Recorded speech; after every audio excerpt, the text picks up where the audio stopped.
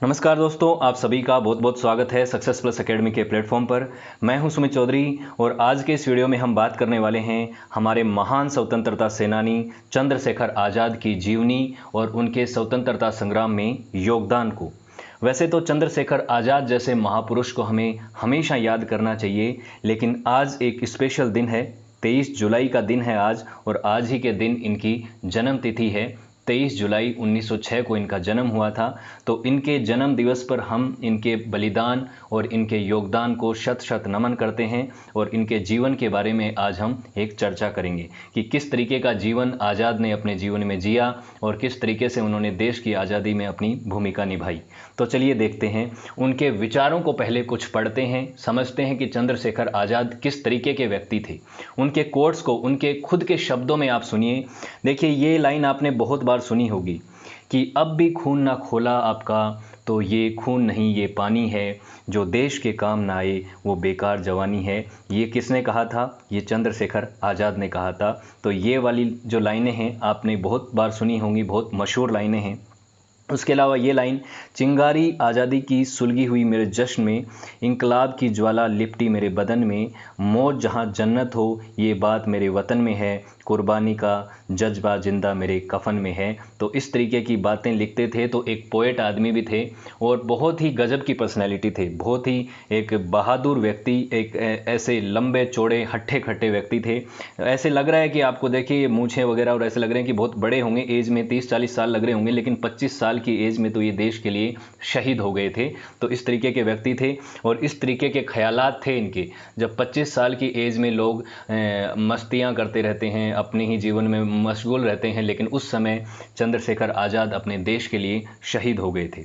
उसके अलावा ये देखिए, ये बहुत इंटेलेक्चुअल लाइन है और समझिए क्या कहा है। A plane is always safe on the ground but it is not made for that, always take some meaningful risk in life to achieve great heights. तो एक प्लेन जो है, एक हवाई जहाज़ जो है, वो ज़मीन पे जब तक पड़ा है तो उसमें कोई रिस्क नहीं है, वो अपने सेफ जगह पे है। उसको अगर हिलाया नहीं तो आपको कोई रिस्क नहीं है, ना कोई एक्सीडेंट होगा, ना आपको कोई खतरा है, आप आराम से हैं। लेकिन क्या वो प्लेन इसके लिए बनाई गई है? उस प्लेन का मकसद तो हवा में उड़ना ही है।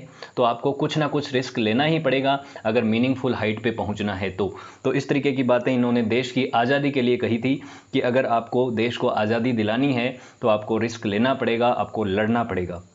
और लास्ट में जब ये मर रहे थे, जब अंग्रेज़ों के हाथ ये कभी नहीं आए, अंग्रेज़ी हुकूमत ने अपने जी जान की मशक्क़त लगा दी, अपनी पूरी फोर्सेस को इनके खिलाफ़ लगा दिया कि आप आज़ाद को पकड़ के लाइए या आज़ाद को मार दीजिए, लेकिन आज़ाद कभी उनके हाथ में नहीं आए और उनकी गोली से कभी नहीं मारे गए। जब आज़ाद अंतिम समय में थे और पुलिस ने उनको चारों तरफ से घेर लिया था, तो आज़ाद के पास एक गोली बची थी और उन्होंने सोचा कि मैं अंग्रेज़ों के हाथ नहीं आऊँगा, दुश्मनों की गोलियों से नहीं मरूँगा, दुश्मन मुझे फांसी नहीं लटकाएगा, मैं खुद के हाथों से अपने आप को शूट कर लूँगा, वो मेरे लिए बेहतर है। तो आज़ाद कभी अंग्रेज़ी हुकूमत के हाथ नहीं आए, उन्होंने खुद अपने सामने अपनी हाथ से अपने आप को गोली मार ली और कहा कि मैं आज़ाद हूँ, आज़ाद था और आज़ाद ही मरूँगा। तो इस तरीके के व्यक्ति थे, इस तरीके की विचारधारा रखने वाले व्यक्ति थे।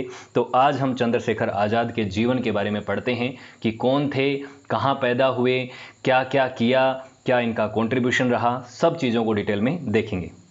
तो चंद्रशेखर आज़ाद, इस आज़ाद नाम से आप जानते हैं, लेकिन आज़ाद इनका सरनेम नहीं था। इनका नाम था चंद्रशेखर तिवारी। और आज़ाद कैसे नाम रखा वो आगे मैं आपको स्टोरी बताऊंगा। तो ये कौन थे? एक ट्रू रिवॉल्यूशनरी थे, एक फ्रीडम फाइटर थे, कोई पॉलिटिशियन नहीं थे, सत्ता का कोई लोभ नहीं था इनको सिर्फ देश को आज़ाद कराना था। इस तरीके की विचारधारा वाले व्यक्ति थे। चाहते, देखिए आज अगर आप आज़ाद की बात करें तो उनकी जयंती पे, उनकी पुण्यतिथि पे लोग उनको फिर भी याद कर लेते हैं। देखिए, जो रेस्पेक्ट करते हैं वो तो उनको बाद में अलग टाइम पे भी याद करते हैं, लेकिन अगर पॉलिटिशियंस की बात करें या जो हमारी किताबों में आज़ाद को उतनी जगह नहीं मिलती जितनी उनका योगदान है, जितना ये लीडर्स हैं, भगत सिंह, राजगुरु, चंद्रशेखर आज़ाद, राम प्रसाद बिस्मिल, ये जो ट्रू रिवॉल्यूशनरी रहे, जिन्होंने अपनी जान दे दी देश की आज़ादी के लिए, इनको इतना पढ़ाया नहीं जाता। अगर ये किसी पॉलिटिकल पार्टी से होते, मेनली उस समय कांग्रेस थी, अगर कांग्रेस से होते तो इनको एक ओहदा मिलता, एक नाम मिलता और किताबों में इनका खूब इनके बारे में लिखा जाता, क्योंकि कांग्रेस का एक प्रभाव था देश पे। लेकिन इन्होंने इस चीज़ को चुना नहीं, इन्होंने पावर की तरफ नहीं भागे, ये उस चीज़ की तरफ, उस नाम की तरफ, शोहरत की तरफ नहीं भागे। ये किस तरफ भागे कि हमें आज़ादी दिलानी है और हमारा जो रास्ता है वो कांग्रेस से अलग है। ये रिवॉल्यूशनरी थे जो कि इनको लगता था कांग्रेस जिस रास्ते चल रही है वैसे तो आज़ादी हम पता नहीं कब ले पाएंगे, या ले भी पाएंगे या नहीं। तो कांग्रेस में ये कभी शामिल नहीं हुए और इन्होंने अपना खुद का रास्ता चुना। उसकी वजह से इनको बहुत यातनाएं भी सहनी पड़ी, बहुत कठिन रास्ते भी अपनाने पड़े, लेकिन ये कभी पीछे नहीं हटे। तो इस तरीके के रिवॉल्यूशनरी थे। न सिर्फ चंद्रशेखर आज़ाद, यहाँ राम प्रसाद बिस्मिल हो, भगत सिंह हो, रोशन सिंह हो, राजेंद्र नाथ लहरी हो, अशफाकुल्ला खां हो, ये सभी जो लोग हैं ये इस तरीके के रिवॉल्यूशनरी थे और सभी की बायोग्राफी हम आने वाले समय में पढ़ेंगे। बहुत ही महान लीडर थे ये हमारे देश के। ऐसे नेता, ऐसे जो रिवॉल्यूशनरी हैं वो कदाचित ही जन्म लेते हैं, एक देश में बार बार नहीं होते। और ऐसी स्थिति में इन्होंने अपने देश के लिए लड़ाइयाँ लड़ी। बहुत सारे लोग तो आज़ादी देख ही नहीं पाए, उनको पहले ही शहादत उनको मिल गई। और लेकिन इनका जो कंट्रीब्यूशन है उससे ब्रिटिश हुकूमत की नींव इन्होंने ज़रूर हिला दी। तो राम प्रसाद बिस्मिल जिन्होंने एक पार्टी बनाई थी हिंदुस्तान रिपब्लिकन एसोसिएशन HRA, उसको इन्होंने ज्वाइन कर लिया था। राम प्रसाद बिस्मिल के इसके फाउंडर मेंबर थे, रोशन सिंह थे, राजेंद्र सिंह थे। ये वही राम प्रसाद बिस्मिल हैं जिन्होंने वो कविता लिखी है मशहूर। कौन सी कविता है वो, आप मुझे कमेंट सेक्शन में बताइए। पूरी दुनिया जानती है, बहुत फेमस कविता है और सभी उसको मतलब आज़ादी के दिन पे और इन पे पढ़ते हैं, सुनते हैं। तो वो राम प्रसाद बिस्मिल हैं ये। बाद में इस पार्टी का नाम इन्होंने हिंदुस्तान सोशलिस्ट रिपब्लिक एसोसिएशन कर दिया था, भगत सिंह और इन सब ने मिलकर आगे चल के। सोशलिस्ट शब्द इन्होंने क्यों जोड़ा, क्योंकि ये सोशलिज्म को बहुत मानते थे। सोशलिज्म का जो आइडिया है, जो मेन आइडिया है, कार्ल मार्क्स के जो आइडियाज़ थे, लेनिन के जो आइडियाज़ थे, उनको बहुत मानते थे। उन आइडियाज़ में काफ़ी बिलीव करते थे चंद्रशेखर आज़ाद और भगत सिंह। हालांकि आज जब लोग सेलिब्रेट करते हैं भगत सिंह वगैरह को, तो उन आइडियाज़ की बात नहीं करते लोग, सिर्फ ये चीज़ें देखते हैं कि भगत सिंह देश के लिए शहीद हो गए, चंद्रशेखर आज़ाद शहीद हो गए, लेकिन उनके विचार क्या थे, उन विचारों के बारे में कोई बातचीत नहीं करना चाहता। वो विचार ही सबसे महत्वपूर्ण है। 23 साल की एज में भगत सिंह को फांसी हो गई थी, 25 साल की एज में चंद्रशेखर आज़ाद शहीद हो गए थे जो लड़ाई के दौरान, और उन्होंने अपने आप को शूट कर लिया था। लेकिन उनके जो आइडिया हैं, वो विचारों को अगर आप पढ़ेंगे, मैं चंद्रशेखर आज़ाद के इनके ऊपर अलग से, इनके विचारों के ऊपर भी आपके लिए वीडियो लेके आऊँगा, तो आपको समझ में आएगा कि किस तरीके के लोग थे उस एज में भी। इनको लोग बलराज कहते थे। इनके ग्रुप के जो लोग थे HSRA के, ये इनको बलराज कहते थे और पंडित जी भी कहते थे। पंडित जी, सब ज़्यादातर लोग इनको पंडित जी करके बुलाया करते थे। इनके जो दोस्त लोग थे वो सब, और बलराज भी कहते थे। तो इनके जन्म से बात करते हैं। इनका जन्म 23 जुलाई 1906 को हुआ। कहाँ पे हुआ?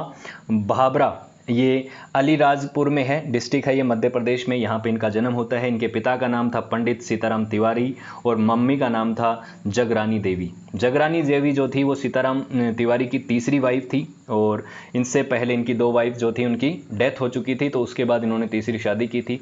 पिता के साथ इनके संबंध ज़्यादा अच्छे नहीं रहे। 13 साल की एज में ही इन्होंने अपना घर छोड़ दिया था। पिता के साथ एक छोटी सी बहस हो गई थी, लेकिन ये भी एक जिद्दी व्यक्ति थे और इन्होंने अपना घर छोड़ दिया। और उसके बाद ये, पापा ने इनको घर बुलाया नहीं। इन्होंने कहा आप बुलाओगे सम्मान के साथ और प्यार से बुलाओगे तो आऊँगा, नहीं आऊँगा वरना नहीं आऊँगा। और पिता ने बुलाया नहीं तो ट्रेन में निकल लिए और चले गए, वो मुंबई पहुँच गए।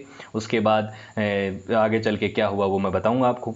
तो शुरुआत में अर्ली एजुकेशन थी वो तो भावरा में ही इन्होंने एजुकेशन प्राप्त करी। उसके बाद काशी विद्यापीठ बनारस जो है, जो बहुत मशहूर यूनिवर्सिटी थी, अब इसका नाम महात्मा गांधी काशी विद्यापीठ है, यहाँ पे इन्होंने अपनी आगे की हायर एजुकेशन करी।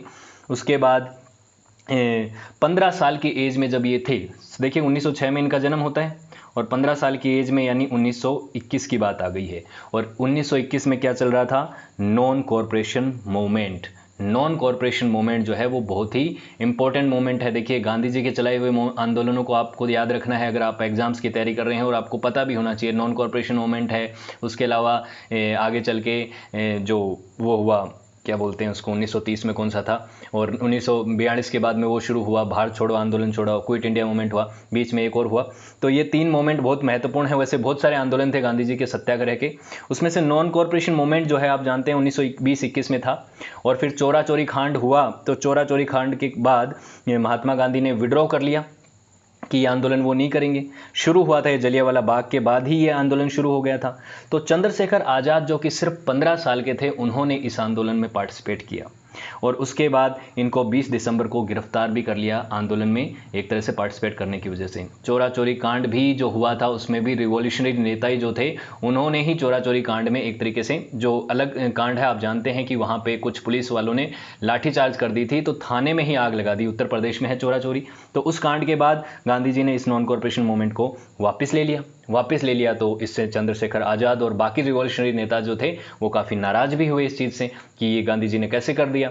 गांधी जी का अकेले का आंदोलन थोड़ी था, आंदोलन तो पूरे देश का था।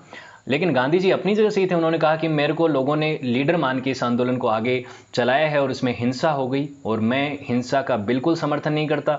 अगर हिंसा हो गई है तो उसमें मेरी जिम्मेदारी आती है, तो मैं इस आंदोलन से क्विट करता हूं और बाकी लोग अगर चलाएं तो चला सकते हैं। तो उन्होंने इस आंदोलन को विड्रॉ कर लिया, जो कि देश की अगर उस तरह से लार्जर एस्पेक्ट में देखें कि आज़ादी के लिए ज़रूरी आंदोलन था, तो ये रिवॉल्यूशनरी उसको गलत फैसला मानते थे। आज़ाद को गिरफ्तार किया और गिरफ्तार करने के बाद जज के सामने पेश किया और जज ने पूछा तुम्हारा नाम क्या है। तो चंद्रशेखर ने कहा, तिवारी ने, कि मेरा नाम आज़ाद है। और बोला तुम्हारे पिता का नाम क्या है। मेरे पिता का नाम स्वाधीनता है। और तुम्हारा घर कहाँ है। बोला मेरा घर जेल खाना है। ये बात एक 15 साल का लड़का कर रहा है। आप ये सोचिए, एक 15 साल का लड़का ऐसी बातें कर रहा है। तो जज को आ गया बहुत गुस्सा आया कि ये क्या है, इसकी क्या मजाल मेरे सामने, क्योंकि ब्रिटिश हुकूमत थी और वो इस तरीके की चीज़ें सुन नहीं सकती थी। उनके ईगो पे लग गई और उन्होंने कहा कि 23 हफ्ते के लिए इस नौजवान को जेल में डालो और इसको रोज़ 15 कोड़े मारना। लेकिन काफ़ी शारीरिक तौर पे मजबूत व्यक्ति थे आज़ाद, और उन कोड़ों को आसानी से बर्दाश्त कर लेते थे। आसानी से तो नहीं, बहुत भारी तरीके से वो कोड़े मारे जाते थे, लेकिन फिर भी आज़ाद जो है अपनी आज़ादी के लिए, देश के लिए उन कोड़ों को बर्दाश्त कर लेते थे और साथ में नारे लगाते थे कि देश की आज़ादी के लिए लड़ रहे हैं, गांधी जी की जय, देश की जय, भारत माता की जय, ऐसे नारे लगाते थे। तो वो जो जेलर जो थे, जो कोड़े मारने वाले लोग थे, वो भी इस चीज़ से प्रभावित होते थे कि ये किस तरीके का नौजवान लड़का है जो कि किसी भी हाल में टूट ही नहीं रहा है, इतने कोड़े भी खा रहा है। तो इस तरीके की बातें हुई। आज़ाद शुरुआत से ही, वो कहते हैं ना कि होनहार बिनवान के होठ चीकने पात, वो वाली बात थी। इस तरीके के व्यक्ति थे। नॉन कॉरपोरेशन मूवमेंट जब हटा लिया तो गांधी जी के ऊपर इनको गुस्सा आया। इन्होंने कहा कि देखिए, गांधी जी का जो रास्ता है, कांग्रेस का जो रास्ता है, उस रास्ते से हमें आज़ादी नहीं मिलेगी। और उस रास्ते से हमें आज़ादी मिली तो भी उस तरीके की आज़ादी नहीं मिलेगी जिस तरीके की सोशलिस्ट आज़ादी हम चाहते हैं। देश की सभी लोगों को एक स्टेज पे लाना चाहते हैं, एक जैसा मतलब इक्वलिटी लाना चाहते हैं, वो आज़ादी हमें नहीं मिलने वाली है। इन लोगों से हमें इतनी उम्मीद नहीं है। ठीक है, ये सी चीज़ें हुआ करती थी। हिंदुस्तान एसोसिएशन, रिपब्लिकन एसोसिएशन जो है अपनी खुद की पार्टी बनाई। लेकिन देखिए, कांग्रेस को जितना ओहदा मिला हुआ था, लोग जितना उनको मानते थे, जितना पॉपुलर हो चुकी थी कांग्रेस, उसके सामने एचआरए एक छोटा ग्रुप था। छोटा ग्रुप इन द सेंस, न तो इनके पास फंडिंग थी, न लोग इतने थे जितने गांधी जी के पीछे थे, जितने कि कांग्रेस के लीडर्स के पीछे थे। इनके पास इतने लोग नहीं थे। तो इनको एक तरीके से अपने ग्रुप की जो पॉपुलैरिटी है उसको बढ़ाना भी था, फंडिंग भी चाहिए थी। फंडिंग क्यों? क्योंकि पार्टी को चलाना है एक तरह से। उस समय चुनाव तो नहीं लड़ने हैं, लेकिन सीधी बात है, अगर आपको कुछ भी करना है, देश की आज़ादी के लिए लड़ना है, तो आपको हथियार भी चाहिए, आपको खाने पीने का खर्चा भी चाहिए, आपको रहने के लिए जगह भी चाहिए, आपको बम बनाने के लिए जो है वो भी चीज़ें चाहिए, बम वगैरह इनका वो था ना, चीज़ें थी। तो इस तरीके की बातें थी। गांधी जी मतलब एक तरीके से इनको थोड़ा सा क्रिटिसाइज़ करते थे। इन्होंने अपनी जो मैगजीन थी यंग इंडिया में आर्टिकल भी लिखे। यंग इंडिया में गांधी जी ने इनके बारे में, जो भी रिवॉल्यूशनरी लीडर्स थे, कि ये लोग जो हैं ये भटके हुए नौजवान हैं, ये तो देश के लिए मतलब आज़ादी की बात करते हैं लेकिन इनका रास्ता सही नहीं है, ये हिंसा पे चलते हैं, ये इनको इस रास्ते से नहीं चलना चाहिए। लेकिन इस तरीके से क्रिटिसिज्म किया गांधी जी ने इन लोगों का, तो उससे भी इनका मनोबल टूटा कि गांधी जी, हमारा रास्ता अगर अलग अलग है मान लीजिए, तो भी हम भी तो देश के लिए लड़ रहे हैं, आप भी देश के लिए लड़ रहे हैं, हमारी खुद की विचारधारा है, हमारी फिलोसॉफी है, हम भी देश के लिए कुर्बानी दे रहे हैं, तो आप हमें इस तरह से क्रिटिसाइज़ क्यों करते हैं। तो इस चीज़ से गांधी जी से नाराज़ भी थे। हालांकि देश के हित में ये गांधी जी को जहां समर्थन देना होता था वहां समर्थन भी देते थे। जब बड़े पॉपुलर मोमेंट होते थे तो गांधी जी के लीडरशिप में, ये आंदोलन में, वहाँ पर भी जाते थे। तो बहुत ही ऐसे शुद्ध व्यक्ति थे जो कि देश की आज़ादी के लिए कहीं भी कुछ भी कर गुजरने के लिए तैयार थे। तो मनमथ नाथ गुप्ता जो हैं, इन्होंने इनको राम प्रसाद बिस्मिल से मिलाया, फिर एचआरए में इन्होंने ज्वाइन किया और फिर बहुत ही इंपॉर्टेंट मेंबर बन गए आज एचआरए के आगे चल के। तो ये एक एज ए लीडर रहे। फिर इनकी रिवॉल्यूशनरी लाइफ शुरू हो जाती है। और रिवॉल्यूशनरी लाइफ में हमें क्या क्या चीज़ें देखनी है, एक तो देखिए काकोरी कांड में इनका बहुत बड़ा रोल था। फिर लाहौर में जो जेपी सॉन्डर्स की जो हत्या करी गई, मर्डर किया गया, उसके अंदर 1928 में योगदान था। फिर उस लाला लाजपत राय के लिए जो इन्होंने किया था बदला लेने के लिए। फिर वाइस राय को जो इरविन था उसको मारने की कोशिश की थी, हालांकि वो फेल हो गई थी। उसके अलावा जो असेंबली में बॉम्ब गिराया था उसमें भगत सिंह वगैरह गए थे, वेंकटेश्वर दत्त गए थे, लेकिन उसमें भी लीडरशिप की भूमिका में थे चंद्रशेखर आज़ाद। तो ये सब चीज़ें थी और इनमें हमें इनको आगे पढ़ना है। बताता हूँ अभी आपको। और क्योंकि फंडिंग चाहिए थी, पैसा चाहिए था, कई बार मोतीलाल नेहरू ने भी इनकी मदद की है। देखिए मोतीलाल नेहरू जो जवाहरलाल नेहरू के पिता थे, उन्होंने इनको कई बार, उनका एक अफेक्शन था इन रिवॉल्यूशनरी के लिए। वो जानते थे कि हालांकि मोतीलाल नेहरू वगैरह इन्होंने एक पार्टी और बना दी थी, स्वराज पार्टी, आपको ध्यान है, अलग से इनकी एक और पार्टी भी थी। तो ये सपोर्ट करते थे आज़ाद को और इन रिवॉल्यूशनरीज को करते थे। देखिए नेहरू हो, गांधी हो, और ये जो लोग हैं कोई भी हो, इनकी आइडियोलॉजी, कांग्रेस की जो आइडियोलॉजी है वो थोड़ी अलग थी और रिवॉल्यूशनरीज की बिल्कुल अलग थी। कांग्रेस में भी दो धड़े थे, मॉडरेट का अलग धड़ा था और जो एक्सट्रीमिस्ट का अलग धड़ा था। लाल बाल पाल जो हैं वो अलग धड़ा था। वो चाहते थे कि थोड़ा सा एक्सट्रीम हमें रास्ता अपनाना पड़ेगा, हमें थोड़ा सा उग्र होना पड़ेगा, तब जाके हम जीतेंगे, है ना।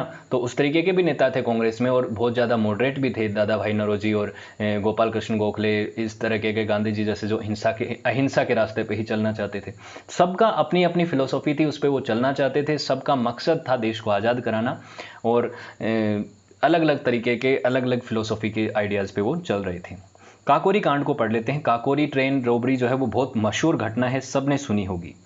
तो क्योंकि पार्टी को चलाने के लिए, एचआरए को चलाने के लिए पैसा चाहिए था, फंडिंग चाहिए थी, पहली बात। दूसरी बात यह है कि अंग्रेजी हुकूमत को चैलेंज देना था, उनको एक तरीके से दिखाना था कि एचआरए में कितना पोटेंशियल है, भारत के रिवॉल्यूशनरी पीछे नहीं है। और दूसरा, जो जनता है, जो लोग जाने इन रिवॉल्यूशनरीज को कि ये कौन है, ये क्या किस तरीके से अंग्रेज़ों से टक्कर ले रहे हैं, किस तरीके से अंग्रेज़ों को हटाना चाहते हैं। उसके लिए ये प्लान बनाया गया काकोरी में कि काकोरी में हमें ट्रेन को लूटना है। और उसके लिए इन्होंने प्लान क्या बनाया कि सहारनपुर से लखनऊ जाने वाली जो ट्रेन है उसको हम काकोरी टाउन में रोकेंगे, जो उत्तर प्रदेश में एक टाउन है।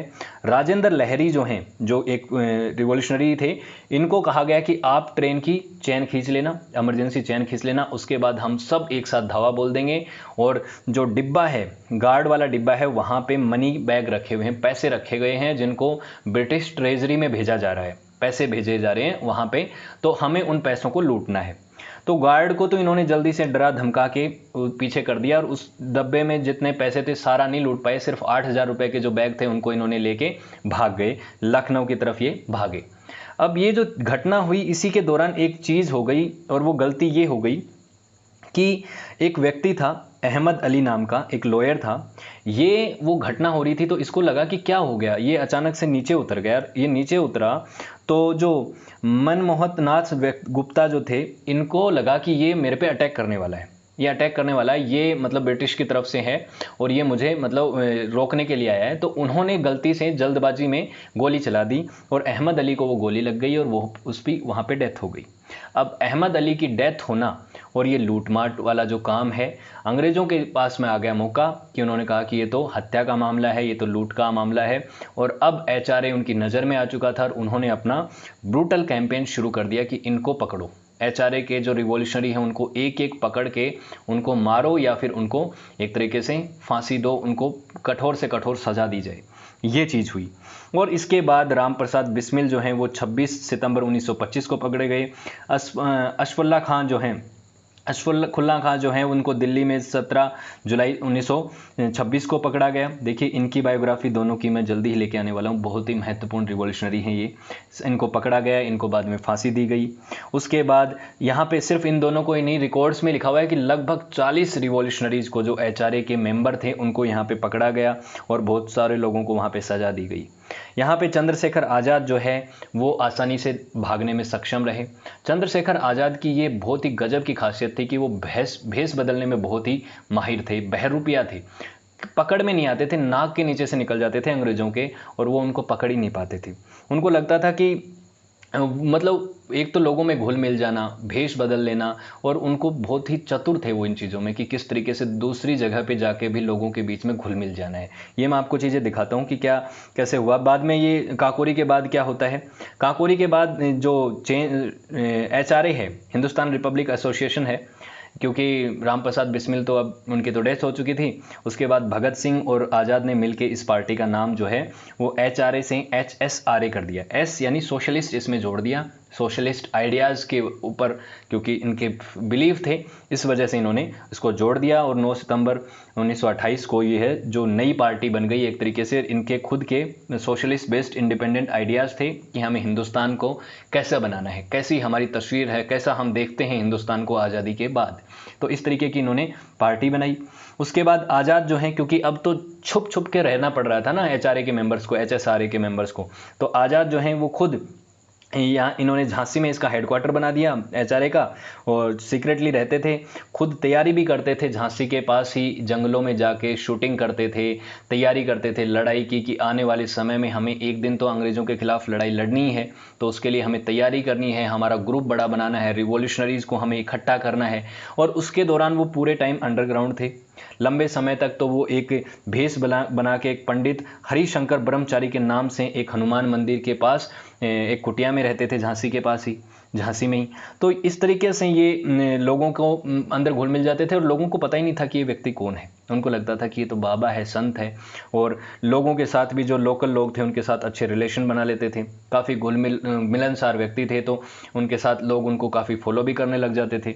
और यहीं पे झांसी में हो चाहे बुंदेलखंड के जो लोग हैं, उन्होंने धीरे धीरे करके यहाँ पे वो अपने ग्रुप को भी, संगठन को भी मजबूत कर रहे थे कि HSRA में हमें लोगों को अल्टीमेटली जोड़ना तो है ही, ऐसा नहीं है कि छुपे ही रहना है और कुछ भी काम नहीं करना है, बहुत सालों के लिए अंडरग्राउंड हो गए, ऐसा नहीं, जान बचाने के लिए नहीं, अपने ग्रुप को आगे बढ़ाने के लिए ये अंडरग्राउंड हुए थे कि हमें अपने मतलब पार्टी के लिए काम करना है, देश के लिए काम करना है, उसलिए ये लोग छिपे हुए थे।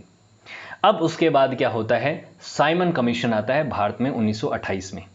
साइमन कमीशन क्या था, जो सर जॉन साइमन थे, एक चेयरमैन थे, उसके अंडर 7 लोगों की टीम आई ब्रिटेन से, और वो भारत में एक तरीके से रिफॉर्म्स के लिए आई थी कि हमें किस तरीके से हम आगे चल के भारत में रूल करने वाले हैं। ये उनका मतलब ऑब्जेक्टिव था कि उससे पहले आप जानते हैं कि पहले भी इस तरीके के चीज़ें हो चुकी हैं। ब्रिटिश हर 10 साल में 20 साल में अपनी पॉलिसीज़ को चेंज करता था। तो साइमन कमीशन भारत में आया, पॉलिसीज़ को चेंज करने की बात थी कि बहुत बड़े हम यहाँ पे कॉन्स्टिट्यूशनल रिफॉर्म लेके आने वाले हैं। लेकिन रिफॉर्म तो लाएंगे, लेकिन साथ के साथ मेंबर टीम में एक भी भारतीय इंक्लूड नहीं था, किसी भारतीय को नहीं लिया। सातों के सारे ब्रिटिशर्स थे, और सातों ब्रिटिशर्स थे, जो भी वो अपने एजेंडा को लेके आए थे, रिफॉर्म्स लेके आए थे, वो भारतीयों को बिल्कुल पसंद नहीं आ रहा था। कांग्रेस पार्टी ने यहाँ पे बॉयकॉट किया कि हम साइमन कमीशन को बिल्कुल नहीं मानेंगे, और यहाँ पे कांग्रेस पार्टी ने भी और मुस्लिम लीग ने, दोनों ने ही इसको बॉयकॉट किया। ऑब्वियसली HSRA तो करना ही था, वो तो ब्रिटिश के किसी भी चीज़ से एग्री नहीं था, क्योंकि ब्रिटिश को वो चाहते ही नहीं थे कि वो क्या रिफॉर्म्स करेंगे, हमें चाहिए कि वो यहाँ से निकलें, बस यही था HSRA का। तो साइमन गो बैक, ये वाला जो आंदोलन है ये शुरू हुआ, साइमन गो बैक के नारे लगे पूरे देश में। और यहाँ पे पुलिस ने लाहौर में एक लाठीचार्ज के दौरान, जो लाहौर में ये साइमन गो बैक के लिए लोग विरोध कर रहे थे, तो यहाँ पे काफ़ी सारे लीडर्स को गिरफ्तार किया। यहाँ पे बड़े बड़े कांग्रेस के नेता थे, यहाँ पे किसी को नहीं छोड़ा गया, सीनियर जूनियर सबको पकड़ा गया। और यहाँ पे लाला लाजपत राय पे यहाँ पे बहुत बुरी तरीके से लाठी चार्ज किया गया, और उनकी यहीं पे लाठी चार्ज के दौरान उनकी डेथ हो गई। और ये आपको याद होगा लाला लाजपत राय ने क्या कहा था कि मेरे सीने पे लगी हर एक लाठी अंग्रेज़ों की ताबूत का कील साबित होंगी, ये बात कही थी, आप ध्यान है। देखिए आज सुबह ही मैंने बायोग्राफी करी थी बाल गंगाधर तिलक की, जो इनके मित्र थे लाला लाजपत राय के, तो उनकी भी बायोग्राफी मैं जल्दी ही लेके आने वाला हूँ, ठीक है। तो अब क्या होता है, लाला की डेथ हो गई, तो राय की डेथ के बाद उसका बदला लेने के लिए HSRA ने एक शपथ ली कि हम हमारे ऐसे रिवॉल्यूशनरी नेता की हत्या का बदला जरूर लेंगे। और इसका बदला किससे लेंगे? जिस अंग्रेज ऑफिसर ने ये ऑर्डर दिया था कि लाठीचार्ज का, तो वो लाठीचार्ज का हुक्म किसने दिया था? वो दिया था स्कॉट ने। स्कॉट कौन है? यहाँ पे सॉरी नाम मैं दिखाता हूँ आपको। स्कॉट कहाँ है? हाँ, स्कॉट को मारने के लिए जो है इन्होंने डिसीजन लिया। कौन थे उसमें? शिवराम राजगुरु, सुखदेव थापर और चंद्रशेखर आज़ाद और भगत सिंह, ये सब लोगों ने मिलकर ये प्लान बनाया कि अब हम स्कॉट को मारेंगे, क्योंकि स्कॉट ने ही ये कमिश्नर स्कॉट ने दिया है ऑर्डर। लेकिन इन्होंने प्लान बनाया था कि स्कॉट इस टाइम पे बाहर निकलेगा अपने ऑफिस से, और उस समय हम उसका पीछा करेंगे और उसको गोली मार देंगे और यहाँ से निकल जाएंगे, भाग जाएंगे। फिर उसके बाद उस दिन अचानक से क्या हुआ? स्कॉट नहीं निकला, उसकी जगह उसका जूनियर जो था सॉन्डर्स, जॉन सॉन्डर्स जो था वो निकला। इसका असिस्टेंट सुप्रिटेंडेंट था। हालांकि ये व्यक्ति भी वही था जिसने लाठीचार्ज के अंदर एक तरीके से ऑर्डर दिया था। स्कॉट तो इसका सीनियर था, उसके जूनियर ये था, तो इसको भी इससे भी बदला लेना था। लेकिन स्कॉट मेन लीडर था, मारना उसको था। और गोली मारी गई यहाँ सॉन्डर्स को मारा गया। सॉन्डर्स की यहाँ पे मार दिया गया, सॉन्डर्स की डेथ हो गई। और 17 दिसंबर 1928 को ये सॉन्डर्स मर्डर केस यहाँ पे एक्टिव हो जाता है। और यहाँ पे भगत सिंह, राजगुरु वगैरह सब भाग जाते हैं। उसी की वजह से आपको पता है लेजिस्लेचर असेंबली में बॉम्ब फेंकने की वजह से भगत सिंह, राजगुरु, सुखदेव को फांसी नहीं हुई थी। फांसी किसके लिए हुई थी? इसी सॉन्डर्स मर्डर केस की वजह से हुई थी 23 मार्च 1931 को। जब आगे चल के जब भगत सिंह, राजगुरु, सुखदेव को गिरफ्तार कर लिया जाएगा तो इस वजह से इनको फांसी होती है। ठीक है, इनकी बायोग्राफी हम करेंगे तो आपको और ढंग से चीज़ें समझ में आएंगी। मॉडर्न हिस्ट्री में हम इनको पढ़ने वाले ही हैं। सेंट्रल असेंबली बॉम्ब केस क्या होता है 1929 का? ये केस है कि HSRA ये समझने लगता है, ये मानता है कि देखिए अंग्रेज़ी सरकार जो है वो है बहरी और अंधी सरकार। वो भारतीयों की किसी बात को न तो सुनना चाहती है, न ही यहाँ के देश के लोगों की पीड़ा को देखना चाहती है, न समझना चाहती है। वो इतनी इनसेंसिटिव है कि इन बहरों के कानों को आवाज़ पहुँचाने के लिए हमें धमाके की ज़रूरत है। और धमाका कहाँ करेंगे? लेजिस्लेचर असेंबली में, सेंट्रल असेंबली में करेंगे। लोगों को मारना हमारा मकसद नहीं है, हमें उन बहरों को अपनी आवाज़ पहुंचाना ये मकसद है।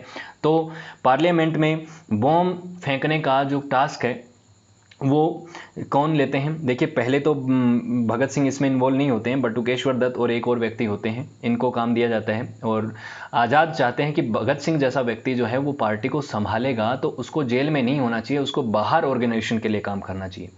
लेकिन कुछ ऐसा विवाद हो जाता है, सुखदेव अड़ जाता है कि भगत सिंह क्यों नहीं जाएगा, भगत तो बहुत अच्छा बोलता है, बहुत अच्छा लिखता है। और ये जब अगर जेल में जाएगा, जेल में जाने का मतलब क्या है कि यहाँ से भागना नहीं था, बॉम्ब फेंक के सेंट्रल असेंबली में खुद को एक तरह से पुलिस के हवाले कर देना था। और ये बात तय थी कि उसके बाद उनको फांसी होनी है, उनको बहुत हार्ड पनिशमेंट मिलेगा।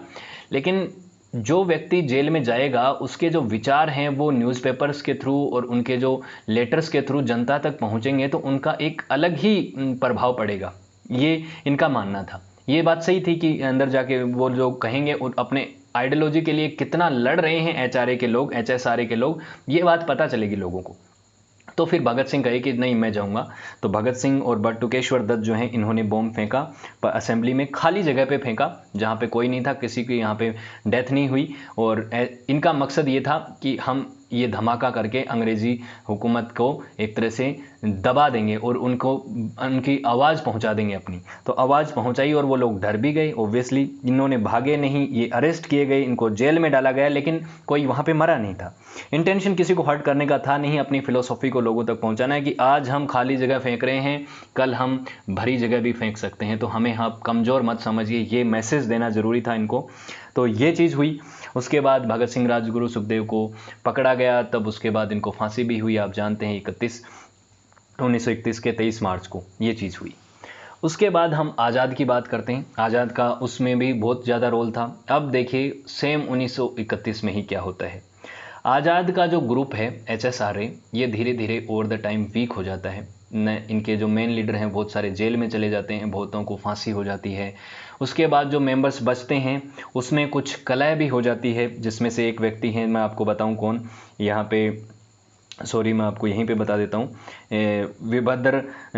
वीरभद्र तिवारी वगैरह जैसे लोग जो हैं, ये लोग जो हैं, यशपाल सिंह जैसे लोग, इनके साथ क्या है, ये कुछ धोखा दे देते हैं अपनी पार्टी को। यशपाल जो है वो एक लड़की के साथ उसका अफेयर हो जाता है, जिसकी वजह से वो पार्टी का जो पैसा है उसको वेस्ट कर देता है, उसका पैसे को उस पर खर्च कर देता है, खुद के पर्सनल खर्चों में कर देता है। तो पार्टी में एक थोड़ी सी टूट आ जाती है।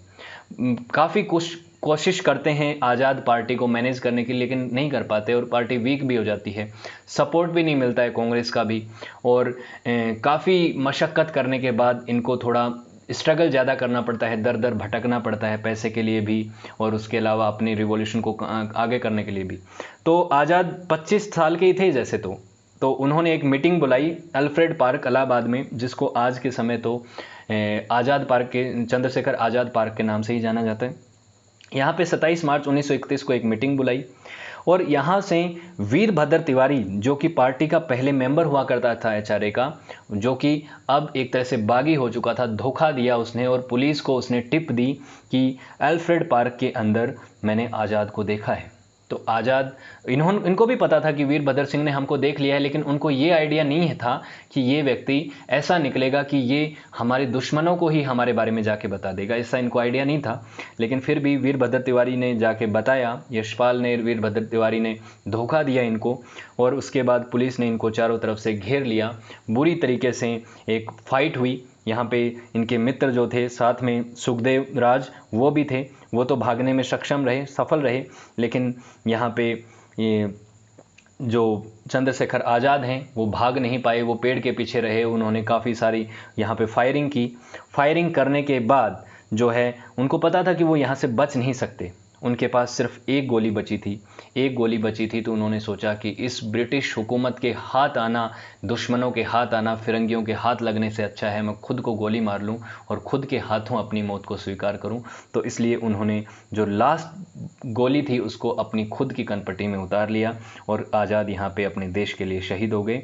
ब्रिटिश जो पुलिस है उसने आज़ाद की बॉडी को यहाँ पे रिकवर किया, और उसके बाद उस पर बहुत सारी गोलियाँ बरसाई गई, अपना एक तरीके से ईगो को शांत करने के लिए। लेकिन उसका कोई मतलब नहीं था, आज़ाद पहले ही उन्होंने अपने आप को गोली मार ली थी लास्ट बुलेट से। और उसके बाद ये देखिए, ये लाइन जो है, दुश्मन की गोलियों का हम सामना करेंगे, आज़ाद ही रहे हैं, आज़ाद ही रहेंगे, आज़ाद ही रहे। खुद को अंग्रेज़ों के हाथ कभी नहीं आने दिया, और आज़ाद ही खुद को उन्होंने अपने आप को गोली मार ली।